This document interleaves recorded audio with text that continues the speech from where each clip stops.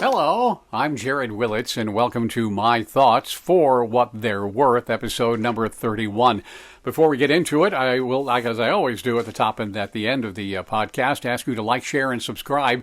That'll help push things forward. I'm honestly not sure where I'm going with this whole thing. We just do it every week, and we'll see where it kind of winds up. But I do know that liking and sharing, and particularly subscribing here on YouTube and Spotify, is important to the life of the podcast. This week's episode is entitled Political Conventions, Do They Matter? Well, the answer is yes and no.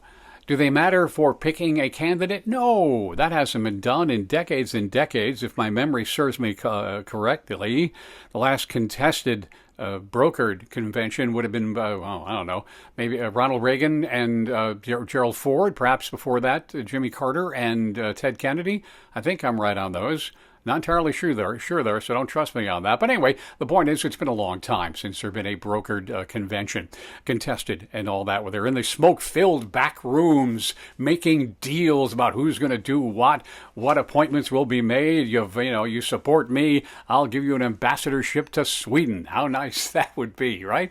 It's been a long time since that kind of stuff happened. The primaries pretty much wrap things up, and the Democratic and Republican national conventions are simply show business. And what show business it has been. The Republican National Convention, and so far in the Democratic National Convention, wonderfully produced, incredibly choreographed. The messaging is rock solid for all those in the hall and all those watching on TV. And I guess they're hoping, you got to play to the crowd, certainly. You got to give them what they want. And maybe at the same time, you're going to change the mind of the haters, the double haters. The double haters. What's a double hater? It's a person like me who doesn't like either candidate. Donald Trump or Kamala Harris. I don't think either one should be sitting behind the resolute desk in the Oval Office. We should have done better. We should have. But we didn't. It's what we have. And a lot of people are going, well, I don't know, who's worse? I can't figure it out. So maybe the conventions are a time to convince people that one is less bad than the other. It also gives you an opportunity, or not you an opportunity, a lot of political elites, people may not have been in the spotlight in recent years, a chance to get in the spotlight again. And the accolades, oh my goodness, the endorsements, the flattery. It's just over the top. These people really can't be that good. They can't.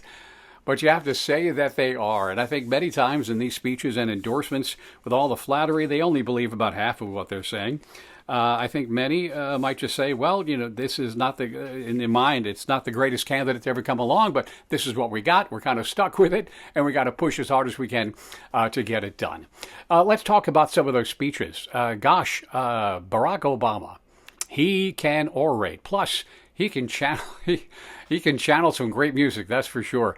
Al Green, for one, you may remember that. He's a great speaker, and Michelle Obama as well. On the Republican side, not so much. I'm sorry. Donald Trump is not the greatest orator in the world. J.D. Vance, he's not knocking it out of the park, I don't think. In recent memory, like I mentioned, Barack Obama, he's a great orator. He's just naturally gifted in that regard. Former presidents, President Ronald Reagan, he could do a speech. That's absolutely sure. Bill Clinton, my goodness. George Bush, not so much. I could go on about that, but there's really no point. So the conventions are just a big messaging affair, really preaching to the choir, certainly, and trying to push some people one way or the other. We'll see how well it works. The convention wraps up, then it's really on from then on.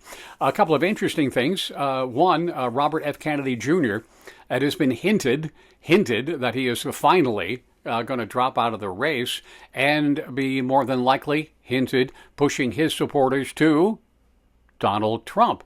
And if rumor is to be believed, Donald Trump is agreeable to that, certainly, perhaps in exchange for the aforementioned ambassadorship to Sweden. You never really know. But we hear that that's what is going to happen here. Anything else I missed here? I don't think so. No, well, I was going to call the delegates at both conventions sheeple, but that's just mean, isn't it? So I won't do that. So we'll see how it all works out. One other thing to mention, I did want to mention that the media coverage of the event, it's the usual suspects in the way the events have been presented in the news, this side, that side, very rarely in the middle. That's the world we live in as well. So those are my thoughts. For what they're worth, please like, share, and subscribe. I'm Jared Willits.